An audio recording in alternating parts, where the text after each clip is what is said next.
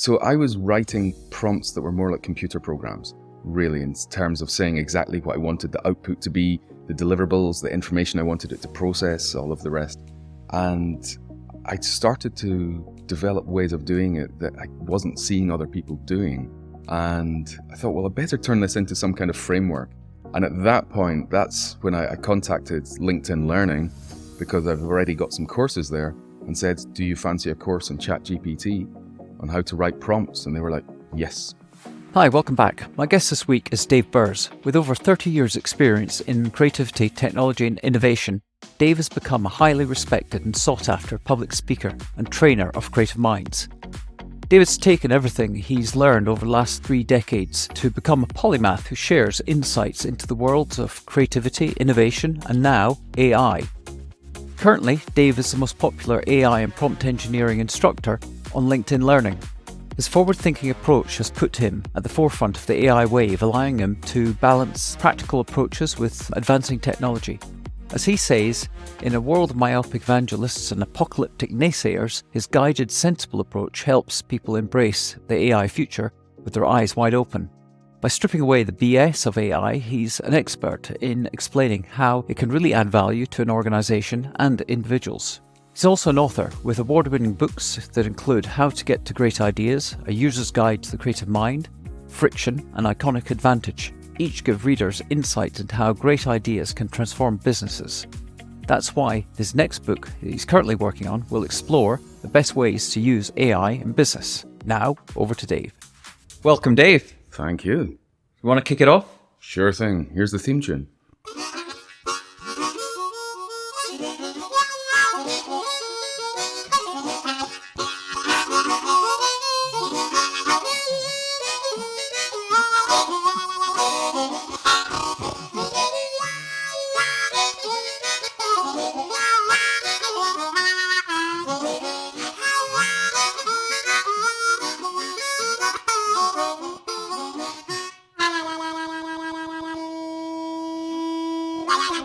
Way, bravo.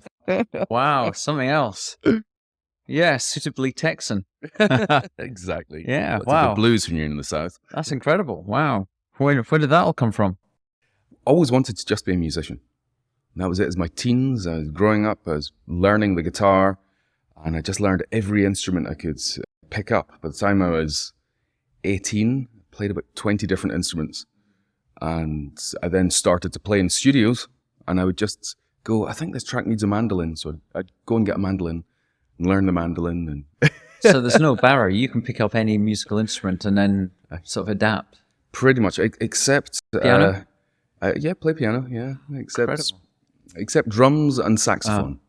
That's amazing. Wow. Where did it all go wrong? Well, yeah, I get bored of music. Wow. Well, we're going to come and talk about the journey you've been on. But given that you were one of the early guests way back in the day, Yes.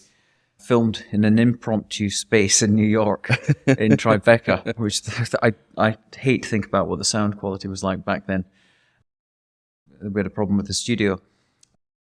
But it's great to have you back again. But a lot of people won't know who you are or what you've been doing. No, most So people. maybe you could just start giving a little bit of an overview of who you are, where you've come from, the journey you've been on, and before we get in and talk about the incredible, I'd say pretty significant pivot away from working in advertising Yeah. to doing what you're doing today. Yeah, well, everything goes back to being in Scotland. And the whole journey, being interested in creativity and innovation, came from a trip to Helensburgh on a wet Saturday when I was about 6 or 7. And my mother used to live in Helensburgh. Which is west coast of Scotland. Yes, west coast of Scotland, very wet. And my parents took us to a museum, the John Logie Baird Museum. So John Logie Baird was the inventor of television. And the museum was terrible. It was awful. But I just remember being absolutely stunned that television had been invented by a Scotsman. And I sort of couldn't get my mind around that. And then my parents said, well, yeah, Scots invented lots of stuff. They invented tarmac, invented logarithms, Scott invented the telephone. And then it just, to me, I wanted to be, as a kid, that was my ambition, was to basically be an inventor, to be a creative Scot. Wow. And that then sort of led to trips through the creative industries, from being a musician, accidentally became a stand-up comedian, then get into advertising. Accidentally became a stand-up. Yeah. And then get into advertising, and that was where we met. Sort of, my goodness, 15 years ago, more than that. Yeah. On the streets of Cannes. Yes. Yeah, the ad festival, which we won't talk about. So just one thing, the great inventors of Scotland, I didn't realise that Logarithms was a Scotsman. Yeah. Yep. Invented in Edinburgh. Yeah. Wow. This probably have to put in the show notes some of those the great Scottish inventors for our English friends. They sort of make a point. So that journey into advertising, because I mean that, like I say, is where we met. But around probably maybe about 15 years ago, you were beginning to sort of pivot away from that. You became quite fairly prolific as an advertising person, as a writer. Yeah. And you know, everyone wants to write a book, but you've actually gone out there and done it on a number of occasions and written about creativity and ideas and the power of ideas. Yeah, that was another accident. I never intended to write a book. So the first book that I properly brought out was A User Guide to the Creative Mind, and that was about 10 years ago. And that was, it was a mistake. I only wanted to test a new piece of software, which was Apple's iBooks Author. And so I thought, well, when I was at Crispin Porter, I'd written this guide for my creative department, which was how to come up with ideas when you're stuck in a rut. And this was like the bottom drawer emergency thing to pull out, so if you find yourself getting stuck. And I took that and thought, I'll just take that stuff and I'll put it into this Apple's iBooks Author just to test it out. And then I realized, hold on, this is actually pretty good. And I expanded it and turned it into this book over the space of a week. And there was videos in it, there was case studies, there was all sorts of stuff. And then I went to publish it, and Apple said, you need your US tax number to publish. I didn't have a US tax number. And I was just like, fuck you, Apple. and in complete annoyance with the process that I could not get past this, I thought, well, I'm going to go completely analog. And I brought out the book in paper, never expecting anything to come from it. And then within a couple of years, it was on the reading lists of all the top advertising schools. And it's gone on to be quite a successful book for me. And that was self-published? That was self-published. And then I brought out the second edition just a couple of months ago. So that's got 50% more in it. Yeah, it is interesting that I've talked endlessly with people from the ad industry and people who work with about we all talk about the power of ideas and the power of our creativity. Yeah. But usually it is directed towards solving client problems rather than through your own sort of self-expression in directing your own creativity for the benefit of the individual. But few people in the industry have gone out there and produced things. People like Graham Fink obviously have gone on to be great artists and painters, but there aren't that many. What's the barrier to people actually sort of expressing their own creativity and going out there? I mean, you've done it. You've obviously confronted the sort of the doubts, the fear, the uncertainty that faces any creative person. Yeah. I mean, I don't mean to be disparaging to my old industry, but I don't think a lot of the people in creative departments are actually as creative as they think they are. I don't think I was as creative as I thought I was. And certainly when you find that your job is to fill a rectangle of media space, whether that's with moving image, whether it's pixelated, whether it's got ink, that's your job. And I get frustrated with that. And I guess because I've got ADHD, I'm like, I want to try the next thing. I'm off in different directions. And I'm insatiably curious about stuff. So I'd always had things going on the side. So I had businesses going when I was working in advertising. At one point, I was a breakfast show DJ. While I would do the breakfast show once a week and then go, it was when I was working at McCann. And I would then go to McCann and do my creative director job. And then I had a fashion company at one point. And then I had a charitable organization at one point, a social enterprise. So I always had things going on the side. And I guess it was that I've always been creating outside of the industry. And I've never kind of confined myself to advertising. Why was that? Apart from, as you say, you're a curious person. And you've obviously, clearly there's an intersection between your creativity and technology.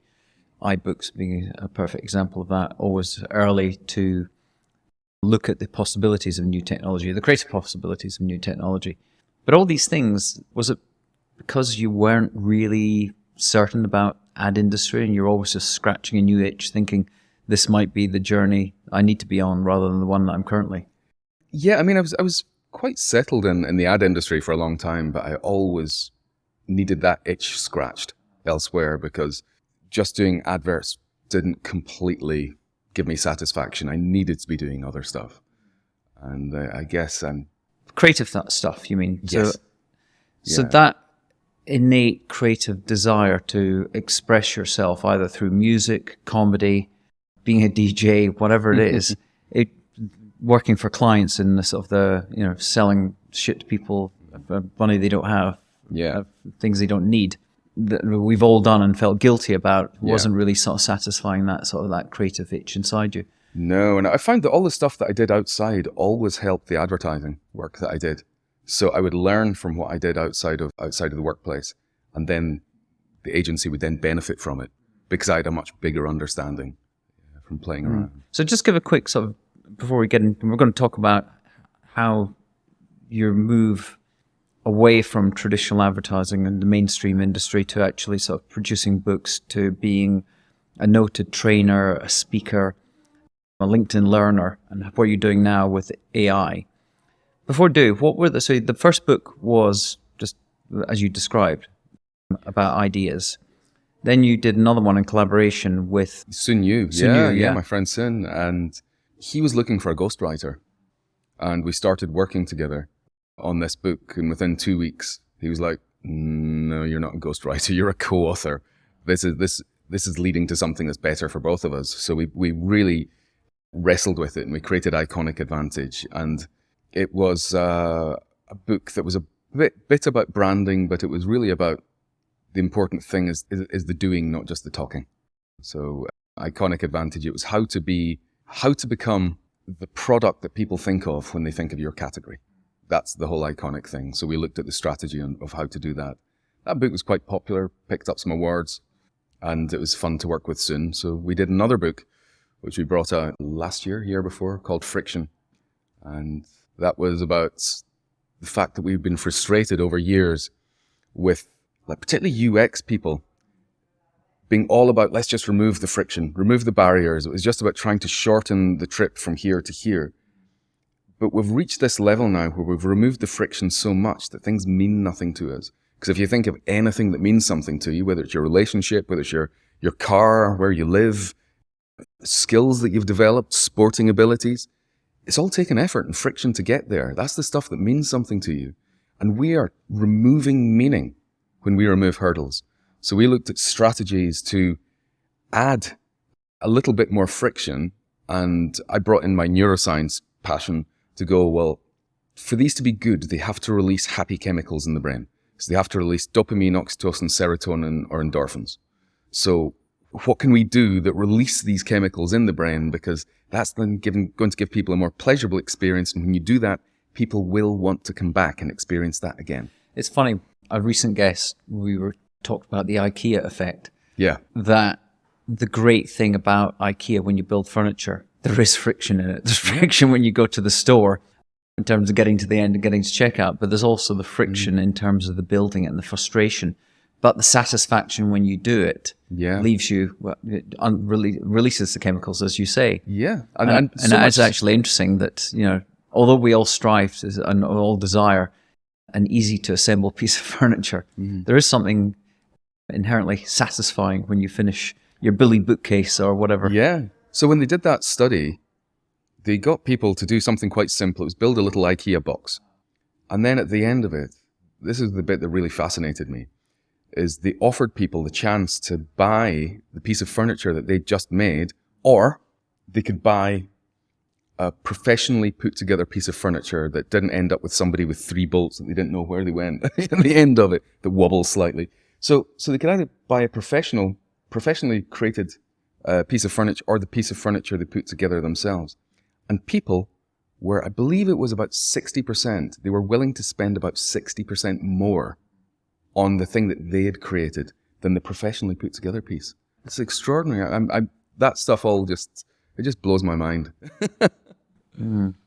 Okay, so you created that book. We've been in touch over the years, although I've been in the US and New York and Austin, and you've been in London, but you're always traveling around the world on the speaker circuit. Just give us a little bit of background as to when you started to become aware of the opportunity, the huge creative opportunity that AI was unlocking, before we get into talking about the specifics of what you're doing. Well, I've been aware of AI for a few years, and I dabbled with things. So I'd looked at when OpenAI had their ChatGPT. I played with ChatGPT 3 in the past and didn't really get it, didn't think that much of it. Last year, I started to do an art project using Midjourney and DALL-E and Stable Diffusion and whichever other text-to-image generators I could find. And it started off just messing around with them, where I went, okay, let's give me a lino cut, because I was doing lots of lino cut art at the time. Give me a lino cut of a bald man with glasses and stubble. I hadn't grown my beard at that point. And it started to give me these images that were just unbelievably good. And I thought, what if I just take these images that have been generated by AI and I actually do real lino cuts of them? So the whole thing that I was doing then was turning this traditional art process on its head. So normally it's the human that comes up with the concept, the design, and then technology helps them make it happen. This time it was technology that had come up with the image, and then the human was helping make it happen. So by turning it on its head, I then asked this question to people: is this art? You know, this was created by AI, and all I've done is execute it using an old-fashioned printing process. And overwhelmingly, I asked this question in the talk I was doing yesterday, and 100% of people said, yes, this is art. And it's like, why is it art? How is it art? I don't know. I'm questioning whether it's art. But because I was doing all of this stuff using AI to try and feed it into the graphic art that I was doing, then ChatGPT came out, and as soon as it came out, I just threw myself into the whole thing. And I could see that people were using it wrong from the very beginning. And because I can code, I was looking at it and going, well, yeah, we need to think of writing the prompts in more of a sort of coding fashion. Because if you understand what this needs to do its job, and you understand how to write code to get a computer to do its job, all I'm doing now is writing in English to do the same thing. So I was writing prompts that were more like computer programs, really, in terms of saying exactly what I wanted the output to be, the deliverables, the information I wanted it to process, all of the rest. And I started to develop ways of doing it that I wasn't seeing other people doing. And I thought, well, I better turn this into some kind of framework. And at that point, that's when I contacted LinkedIn Learning, because I've already got some courses there, and said, do you fancy a course on ChatGPT on how to write prompts? And they were like, yes, please. Because you were the first person I encountered, and I've been tracking OpenAI for a few years, and one was always waiting to try and get access around the early releases and never did. But then I encountered your sort of posts and your course about prompt engineering. I was like, what's this prompt engineering? I've never heard this term before. Yeah, so it's funny. It's a new career, I guess, for people. And as much as I teach it, I don't want to do it. I don't want it to be a job. Because my job is to go out in front of people, from where society is, to find the new stuff, to learn from it, so run the experiments, learn from it, and then bring back my learnings to people to help bring them along in the journey. So that's kind of what I see my job as being, that I'm an explorer and experimenter, and my job is to do the hard work to learn from stuff so that I can make it far easier for other people to go down that path. I think it's fair to say you are probably a bit of a polymath. But you seem to, I mean, as you say, you're at the heart of everything you've done is always creativity. But your interests in technology, engineering, and art, it does span sort of multiple sort of disciplines. And that ability to solve problems and see things through a different lens does lend itself to your, I suppose, just your refreshing creativity in terms of this being a perfect example of it. I understand that you don't want to be a prompt engineer, but clearly, before we get in and before we talk about what the future holds for people and humanity in the world of AI. You've gone out there, you've created this framework. It helped open my eyes to understanding how to sort of think differently about prompts for using, whether it be OpenAI's GPT 3.5, 4, or Anthropic, Claude, and other sort of AI platforms. Why was it important for you to actually put out a course on this? I could see, well, to me, what I realized very quickly with AI was that this is a turning point in history. So because I've been teaching innovation for so long, very often I give people history lessons about innovation. And, all the way back to sort of prehistory, when we can see that about 30,000 years ago, we had this sort of creative explosion with Homo sapiens. We started to develop clothing and jewelry and language 30,000 years ago. And I was always fascinated with that. And from that very beginning, as we started to create things like stone tools and the wheel, what we were doing was we were creating tools that would help people with their doing, with the actions they take. So it's everything that we've been doing with innovation has been all about doing. So when, the Luddites were smashing up the mills, it's because the mills were taking over the doing, the action of creating the cloth. I mean, the doing as well. Computers have been taking over the doing of doing mathematics, the doing of instead of typing stuff out. It's been taking away manual effort. And this is the first point in history where we have got an industrial scale solution that's not about doing, that's about thinking. Because it's kind of like two modes we have as humans. We've got doing and we've got thinking. And a lot of people neglect the thinking side and they focus on the doing. That's probably most people in most jobs. They're focused on doing, not thinking. But this is the first time that thinking has been properly addressed on an industrial scale by technology. So to me, that is the exciting, both in a positive and negative way, thing that comes along, because it's going to totally change the direction of humanity. So when I realized that, I realized the importance of it, and that's why I wanted to help people use this tool properly. And I wanted to learn how to use it properly. And some of the stuff I was seeing from our old industry was people saying, "This is terrible. It's rubbish at creativity. It just can't come up with ideas." And then you go, "Well, you've written your prompts wrong."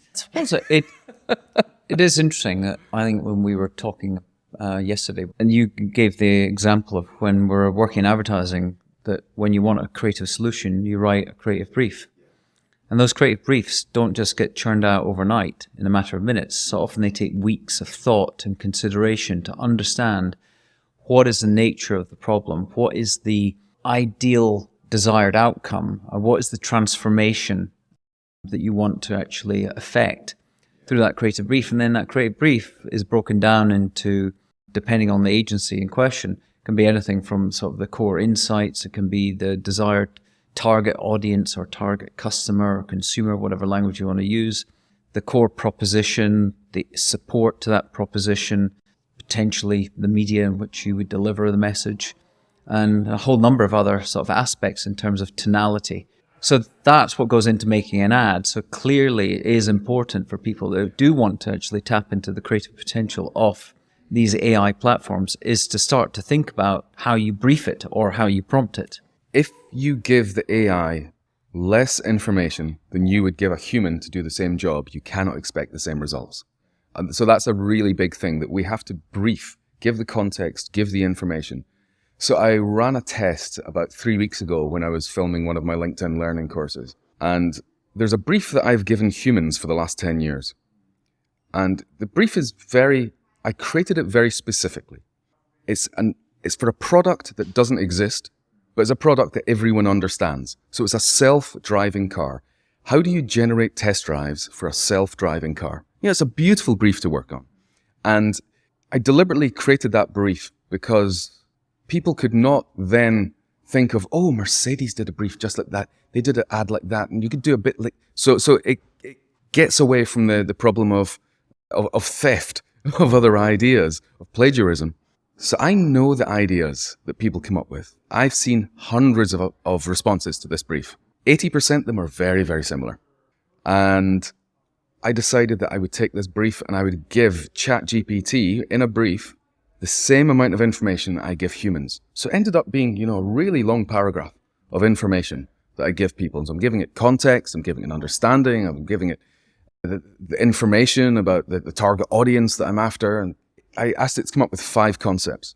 2 of those concepts were concepts that I see all the time coming from humans. Now, you might say, oh, so it's not come up with anything original then? Well, actually, people don't come up with anything original. That's the whole thing that I'm seeing. People come up with this idea a lot. ChatGPT come up with the same ideas. So that was 2 of the ideas. 3 of the ideas I had never seen before. And all of them were workable. All of them could have been developed into something great. Now that, I didn't expect the results to be that good. But this was purely from giving it a brief as good as you would give humans. And it came up with amazing stuff. I mean, that's stunning and shocking at the same time, because if the language models have been learning from everything that's ever been created on the internet, then clearly it's generating ideas, it's picking up from somewhere. Yeah, which is exactly what humans do. Going beyond the ability of humans to conceive of ideas. Well, humans are input, process, output machines, just like any other computer or system that we create. Input, all the stuff that you've ever seen, all the stuff you've got in your mind. And humans actually really respond to the stuff they've seen most recently. So you've got all that information going in, and then you've got your processing. And creative people tend to think, well, my mind is special. I'm a creative person. Mummy told me I was special. Mm-hmm. So they think that it's all to do with the power of their brain that makes them special. But it's not. It's the input. The input is what feeds the output. If you've got narrow input, no matter how good your brain is, you will have narrow output. If you spot things that no one else spots, you can come up with ideas that no one else can come up with. Which is why curiosity and creative is so powerful. And yes. The need to explore everything from just random articles you see to museums to So history. The most creative people that I have met are insatiably curious, and they've just got really broad input. The thing is that ChatGPT is almost infinite input. It's processing, it does what humans do, where it will learn from this, take a principle from that, and it will smoosh it into something new. And that's what an idea is. It's a smooshing of things that already exist. So this idea of originality, humans are not original. Humans, I can tell you from departments I have run, are hugely derivative. The amount of plagiarism that I have seen over the years coming from humans is shocking. But it goes back to Picasso's sort of genius steals. It's that's really what it has been happening through the history of creativity. And if you talk about the history of innovation, all great innovations are essentially some form of derivative progression from some other idea, piece of information, content, creation that they've seen before, where connections are made where others don't make those connections. So are we just seeing the evolution, the natural evolution of creativity? And this is the great opportunity for humans, is to embrace it. And where real progress will be made, surely, and this is my assumption based on what you're saying, is where creatives will embrace this technology, this creative technology themselves, and then work with it to take ideas even further. Absolutely. So exactly what you're saying is that a new idea is very often, it's a spin on an old idea, or it's 2 different things coming together. People will often say that the most disruptive piece of technology in recent years is a smartphone, which is just a telephone device and a computer smooshed into one. So, smooshing is a very, not a very technical term, but is what we do. It's how we create ideas. And I think that AI is going to help us achieve stuff we've never been able to achieve before. As you're saying that we're redefining creativity. Creativity itself has already changed from what it used to be. So the ancient Greeks used to believe that painting was not creative, it was not art. Painting was mimicry. It was copying from nature. They did not see it as creative. And we now, if you do a Google search... What did the Greeks see as creative then? Well, for them, there was poetry and there was thinking and dance and things like that. Yeah. So if you look at the muses, the muses were looking at those kind of things. And you've got our modern understanding of creativity where people believe now, this is the interesting thing that I'm seeing, it's really screwed up, where people believe that creativity can only come from humans. It's almost like this screwed up thing that we had, that consciousness is something that is only in humans and not anywhere else in nature. And anyone that has got any intelligence now understands that there's degrees of consciousness throughout animals. Creativity is this bullshit term. I'm embarrassed of it. In my book, How to Get to Great Ideas, in the first page, I actually censor the word creativity, saying that I wanted to censor it throughout the book because I find it more unhelpful than helpful. It's got more misunderstandings than being a path to help people come up with ideas they wouldn't normally have. Another thing in that book is in one of my chapters, I only sort of found this a couple of months ago, I foretold what was going to happen with AI and the evolution of creativity, and said that the future is collaboration between humans and machines. Because we've been getting increasing collaboration over the years. If you look at academic papers, journals, you'll find that the articles in there, there's 10% more collaboration every single decade. So you're getting more people involved in each of these papers every decade as you go. And I said that this collaboration is now going to move to us collaborating with machines, and that's exactly where we are now. And the way that I've been using ChatGPT and AI, and the way that I recommend that my clients use it, is not to just try and replace humans and you know, sort of save money, this sort of rationalization approach. Instead, it's to use it to help humans achieve more than they could ever achieve. Because one, if you're looking at saving money, yeah, you're going to start losing quality over time because AI excels at adequacy. Mm. Well, it won't create, if we think about innovation and disruption, and Clayton Christensen's great book, The Innovator's Dilemma. Yeah. Saving money isn't going to create competitive differentiation. It's a race, as you said yourself, it's a race to the bottom. Yeah. So the real opportunity is, how do you embrace a new technology to disrupt a competitor? And that's the real opportunity of the times that we're living in, is to take this new innovation.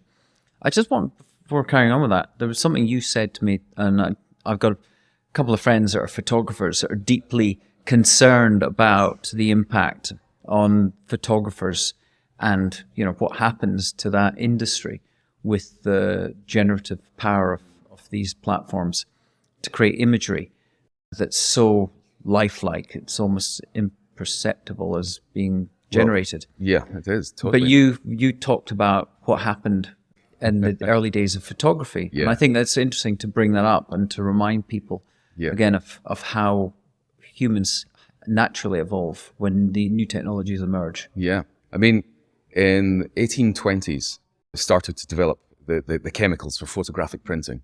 And the oldest surviving photograph is right here in this city at the University of Texas. And that was in the 1820s. Now, what happened, it was around about the 1850s, we started to get decent photographs coming out. They still had long exposure times. So you were still, you know, in the 1830s, 1840s, it was still about 10 minutes exposure time. But by the time we got to the 1850s, it was getting down to maybe like a couple of minutes that people had to sit in front of a lens. And at that point, artists started to complain about photography. And they were saying exactly the same things that people are saying now, is that without like the human soul that's put into this image, it just can't match. And it's just like the whinging we're seeing from creative people right now looking at AI. It's exactly the same. And what happened was photography got really, really good by 1900. And artists at that point, up until then, had been trying to go for photorealism. So they'd actually been using lenses and mirrors and all sorts of things. So Rembrandt used mirrors to be able to project onto his canvas and trace to get really photorealistic stuff. And this was developed in Belgium in the early 1300s when there was a guild of mirror makers and painters. It was the same guild, mirror makers and painters, because it went in a frame. There was a picture in a frame. And in the early 1300s, mirror makers started to develop convex and concave lenses, mirrors. And there's a thing you can do with a shaving mirror. If we were to get the image outside there, because it's darker in the room than it is there. We could use a shaving mirror to take the image that we've got outside the window and project it onto the wall. Just a shaving mirror, that's all you need. And that's exactly what the artist would do. So they were using photographic materials already to become increasingly photorealistic. And then when photography totally took over the photorealism, seeing as it was photography, artists then in 1905, we started to see fauvism. And we started to see expressionism, 1905. 1907, we started to see things like modernism coming out, cubism. Then in the 1920s, we get surrealism, we get Dadaism. And these were non-photographic approaches to art. And that's exactly what is going to happen now with AI. As AI starts doing some things that artists and humans thought was their domain, humans are going to reinvent new ways of doing it that AI cannot do. And that, to me, I think is incredibly exciting. And I wonder how quickly humans will pivot to whatever this new form of art that they create is. So I'm actually quite excited about the future rather than seeing it necessarily as a threat. But of course, in the meantime, there are people who will be disrupted, because that's always what happens. When the Luddites started smashing up the mills, they were smashing up the mills for a reason, and the reason was absolutely true. This was stealing their jobs. There was going to be less employment. There was less for them to do. They were going to have to do something else. And they were complaining about that, and that's exactly where we are just now, where some of the concerns that people have are absolutely true. They're absolutely right. And people will have to adapt and have to pivot. But if you try to avoid this and stick your head in the sand, that's when you've got problems. So if you were counseling people today, whether they be in a creative industry or they be, let's say, a surgeon, a dentist, or a lawyer, what would be your advice to them, aside from watching your LinkedIn Learning course on prompt engineering? And hiring me as a consultant. And hiring you as a consultant, of course, yeah. But I know that you've got your, you've got call it a model for how to approach it. I think you've got an acronym you use as well. Yeah, well, certainly the prompt writing, I've got the CREATE acronym. So writing a prompt, it's not just one sentence and there you're done. That's what people have been doing, and these people are then commenting that it's just not as creative. No, you just give it a crap brief. So the CREATE framework is the character. So tell the AI the character you want it to play, the role you want it to play. So you are an expert marketing strategist with 25 years experience in positioning brands for the right audience. So that might be your first thing for your character. Then you've got your request. So it's what you're asking from it. I want you to give me insights about the needs and desires of this target market and what would persuade them to buy this product. So you have to give it lots of information there. Then you've got E is examples. You can give it examples. And you just sort of open quotes, something a bit like this, in quotes, examples. Then you've got A is adjustments. So it'll come back with some solution. Yeah, it will come back with something. You go, it's not quite right. And you don't just then go, it's rubbish, and sort of close the lid of your laptop and storm off. You go, right, how would I adjust that? Rewrite the prompt, put that in, say, this time, please don't do this. Then you've got T is your type of output. Now you can get scripts, you can get it to do tables, you can get it to write code. There's some stuff that I've done where I've got it to create mind maps for me.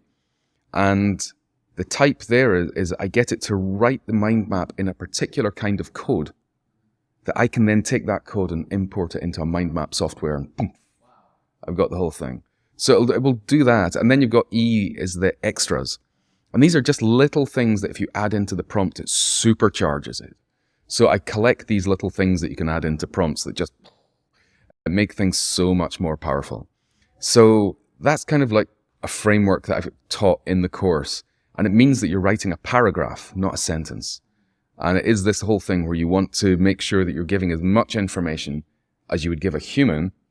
But the other side of it is, most people are going about this wrong, expecting, they don't understand how their own mind works. They don't understand their own processes. So they'll say, write me a blog about the health benefits of cat food. But when we're writing a blog about that, we would do subtasks. It would be a bunch of subtasks, not one task. So we would go, right, I'm going to research this. I'm going to come up with a point of view for this. I'm going to then work out what my different ideas could potentially be. Then I'm going to write the bullet points of the content that I would want to be in there. Then I'm going to write a first draft. Then I'm going to edit that. So you've got all these subtasks. And the way to do it is not to try and write a prompt that does everything. It's to write prompts for each of those subtasks and to work out, is that subtask something I do? Is it something the AI does? Or is it something I do in collaboration with the AI? So when we understand the way we work, it's much easier to work with AI in the most effective way rather than putting some crap prompt in and expecting magic back, because that's just not what's going to happen. Yeah, there is something, I think, anyone that's new to it, leaving aside the name artificial intelligence, which feels it's outdated, that it should be more augmented creativity or something like that, technology. They're all great, as you going back to your friction book, all great output, all great effort, any great piece of art, creativity, engineering takes work and effort and time, therefore friction. And there's friction here as well. And I think everyone that's maybe pulling around with it, gets frustrated with it, tries to make it frictionless and quick and effortless. And it's not that. And I think that's a great insight of what you've been doing, is building an understanding and appreciation that this isn't easy. It's like anything else. It takes learning and it takes skills and it takes creativity yourself to accelerate the creative output of this technology. So the way I'm most stuff that I do with ChatGPT isn't actually that much faster than me doing it myself. But what I use ChatGPT for is to help me achieve even more.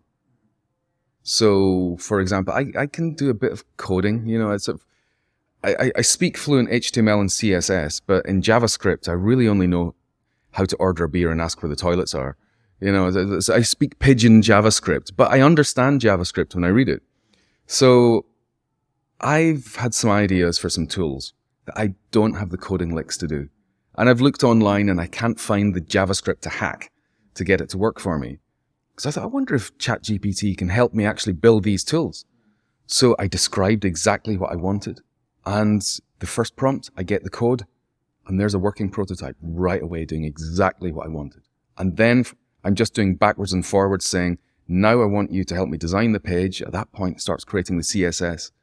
And I've built tools now online because I just create these creativity tools to help people generate ideas they wouldn't normally have or think in different ways. And yeah, I've been absolutely blown away that it can help me do stuff that was never previously possible because I didn't have the skills. But collaborating with ChatGPT, I'm able to share those resources. I'm able to take their skills and then feedback, and it's totally a collaborative process that ChatGPT couldn't do it without me, and I could not do it without ChatGPT. And it just reminds me from working in advertising at those moments when I was in a really good team, that we bounced stuff off each other and 1 and 1 equaled 3. And that's exactly what I'm getting with ChatGPT. You talked about the CRAKE framework. You've got another acronym that you advise clients on. Are you able to talk about that?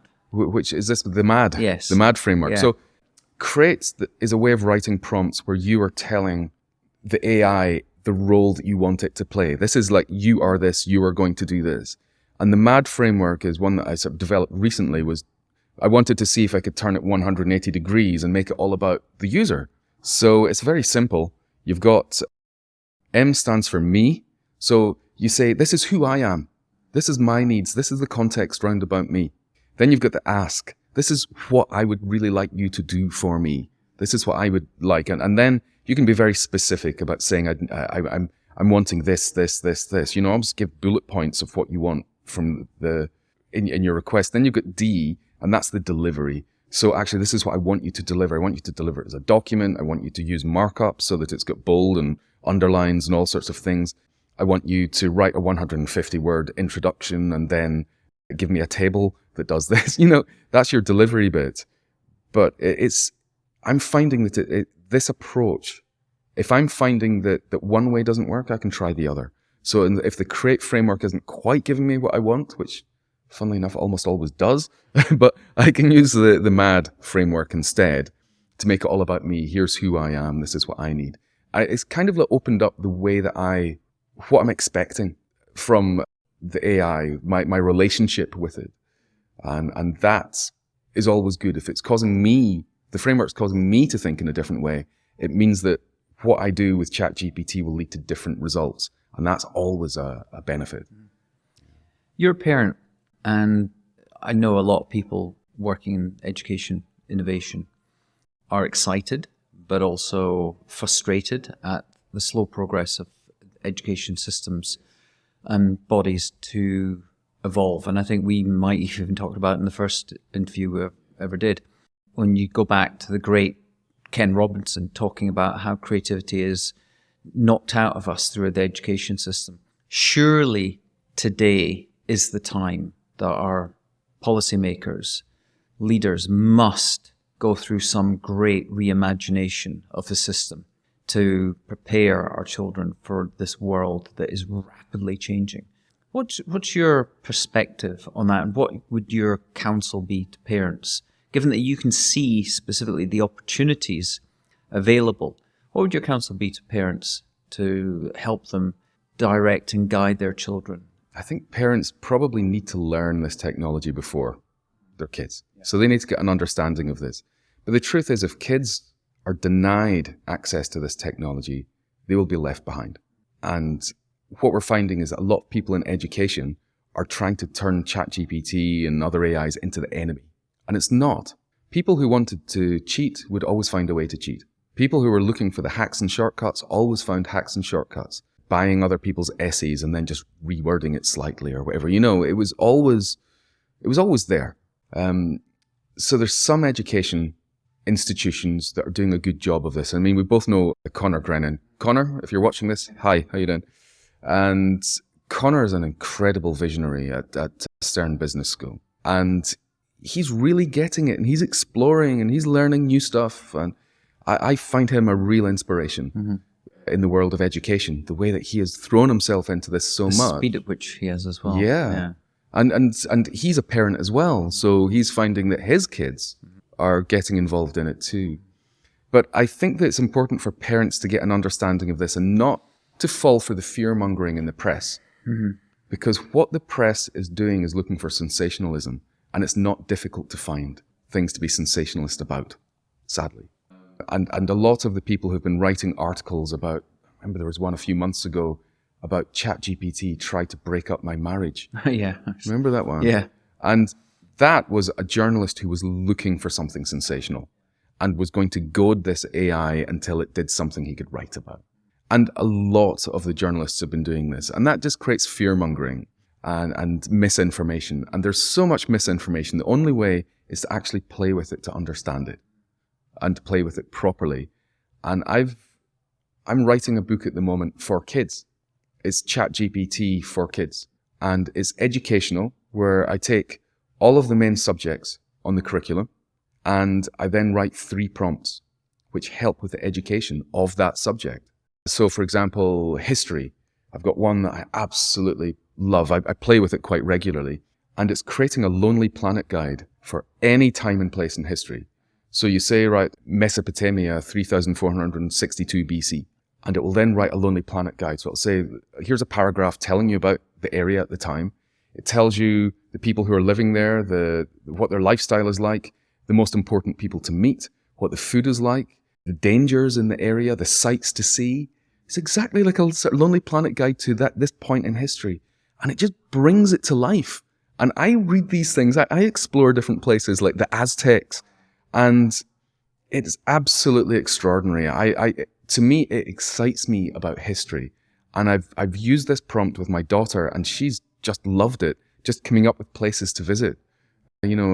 Australia, 1,000 years ago, there you go, Lonely Planet guide to Australia. Time travel. Yeah. It's incredible.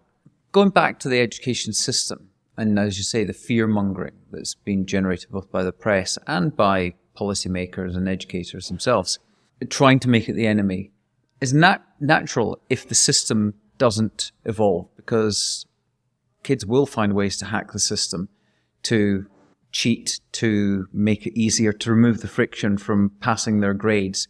Isn't the need ultimately to say, okay, in the world of AI, you don't have to go through the traditional process of learning certain things that you would do traditionally in school.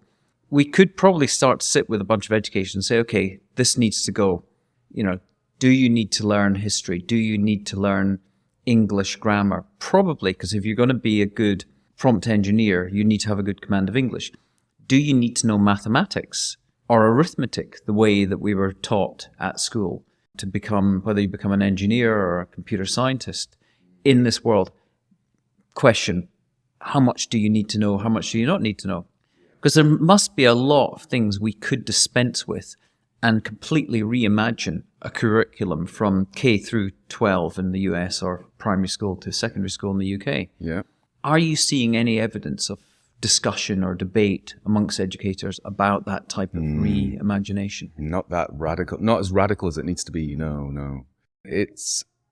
I think if we were to totally reinvent it, education would look nothing like what we have now.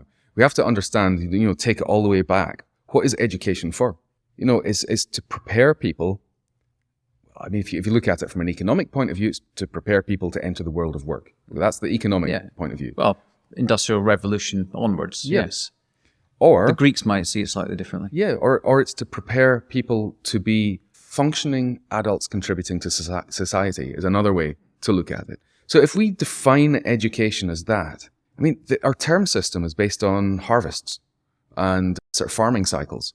So would we use that again? Because I know that talking to teachers, kids coming back after 6 weeks, 2 months of summer holidays, they can lose months and months of work that has been put in by the teachers. So should we be having that length of holidays for kids? The way that education is about saying that this is the way to do things. It's teaching people what to think rather than how to think, how to solve problems. I think if we were to properly think about this the way that we might if we were doing an innovation project, education wouldn't look anything like it does now.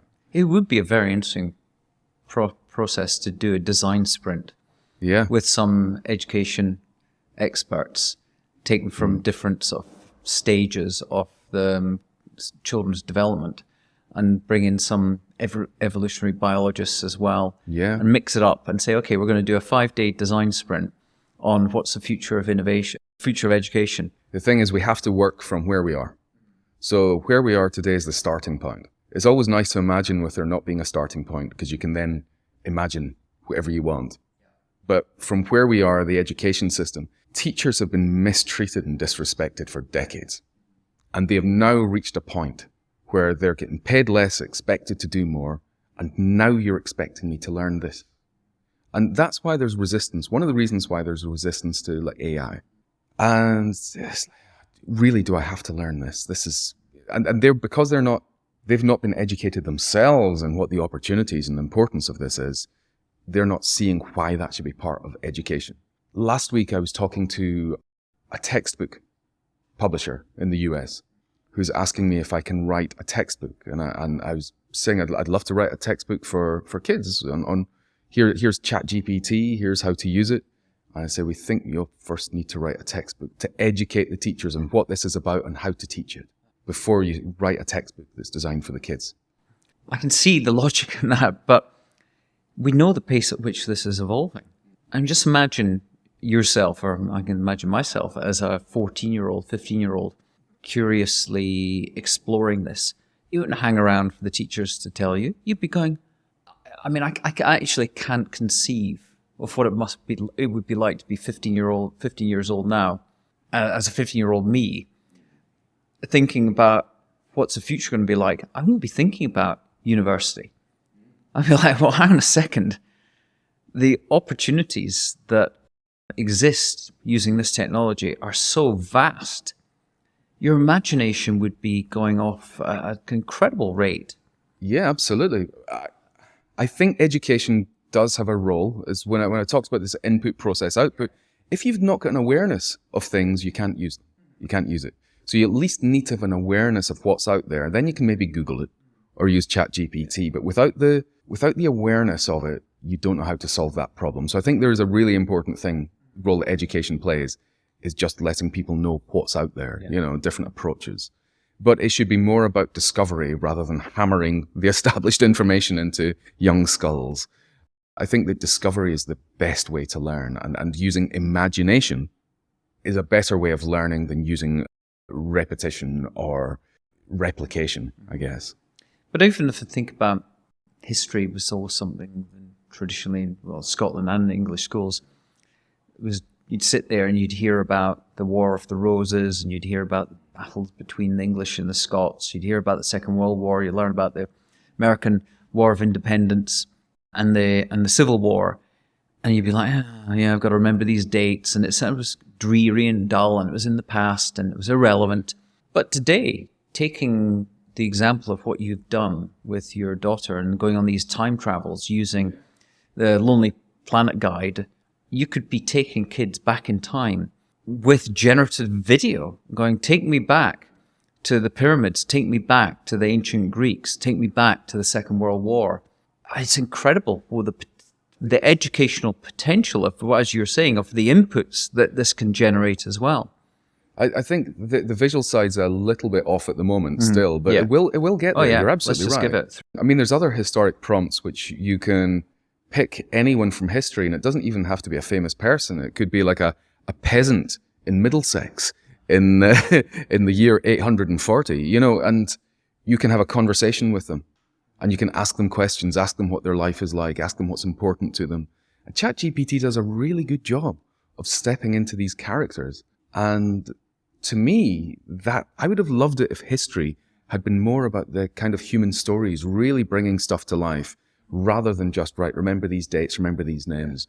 That's not the way our brain works. I mean, memorization, humans are incredible for memorization if we learn the skills on how to memorize.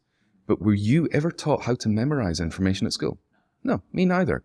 Why aren't we teaching kids? If you're expecting them to memorize information, why aren't we teaching them how to memorize? It makes no sense to me when there are techniques to do that. Yeah, but I suppose the teachers back then didn't know there were techniques for memorization. Yeah, this. For us being at school, it's just hit the child harder with a ruler. Yeah, and just keep hammering it into them. Yeah. Remember this. And some people remembered it and other people didn't, because the nature of the individual sort of brain and how it works. Yeah. What else is exciting you at the moment? My goodness. I go in two different directions. I go to where the technology, the latest stuff is happening. And, there's tech stuff that's exciting me. I'm loving video stuff. So as a filmmaker as well, playing with the video stuff is fantastic. So I'm starting to run some experiments with Gen 1 and Gen 2, which is a video service from Runway. And you can do text to video on that. And you can put in, you can create a video. So it could be a video of the two of us talking, and then you restyle it. So we show a picture of some clay characters like Morph, from when we were growing up. And it would then restyle our conversation with clay characters. Wow. Really? Yeah. Oh, it's I've got to play with that. Absolutely extraordinary. Or you could then put in like a portrait of Henry VIII. And then suddenly we would be restyled as if we are in that period, wearing those clothes with the wigs or whatever. That's nuts. It is amazing, amazing. So from that tech side of things, I'm really interested in that. But also, I then love really basic stuff as well. So with my art at the moment, I love doing lino cuts. It takes so long. So it's a bit like wood cuts, but you're using lino. So what you're doing is you're taking a flat block, and then you've got very special gouges that you gouge out the material. So you're leaving gaps. So some of it is still at the top surface area, and then you're gouging out holes and gaps. Then once you're done, you coat that with ink. You put some paper on it, and you bray it. You kind of like push it against the surface. You pull it off, and you get a print. So, I mean, it's very old way of doing things, really coming from wood blocks. And so I'm doing some wood block stuff and I'm doing lino cuts, and I'm planning to start selling my art in the next year. I'm getting enough stuff together to start actually selling it.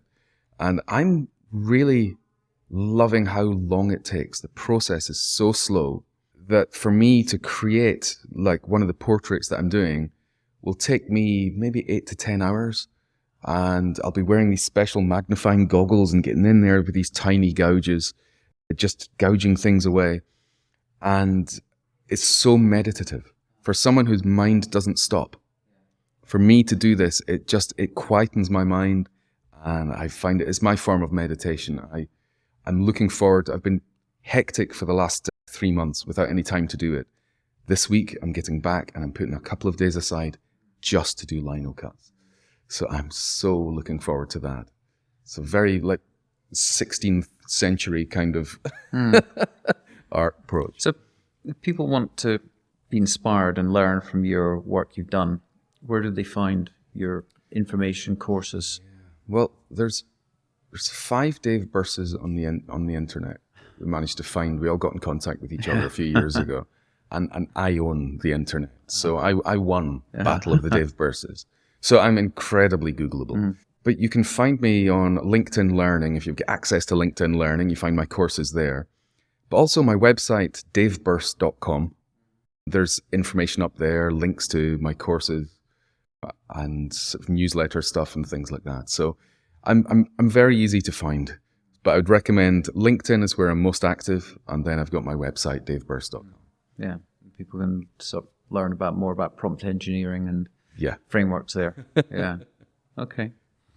Well, certainly look forward to the publishing of your art, continuing the learning journey with you on GPT-5 probably. Yeah. Not too distant future. Yeah, whatever that does. Apparently it might have video in it. Yeah, that's going to be crazy. And just looking forward to continuing the conversation down the line. Brilliant. Thanks, Mark. Thanks, Always Dave. a pleasure. Yeah. There we go. Okay, that's all for now, folks. Now here's my ask of you. Please follow this podcast on Apple or Spotify or whatever player you use. Also, please subscribe to our new Random Collisions newsletter. We really are working to build a global community of action takers, action engines of people that really care about the problems that need solving. Thank you very much, and see you next time.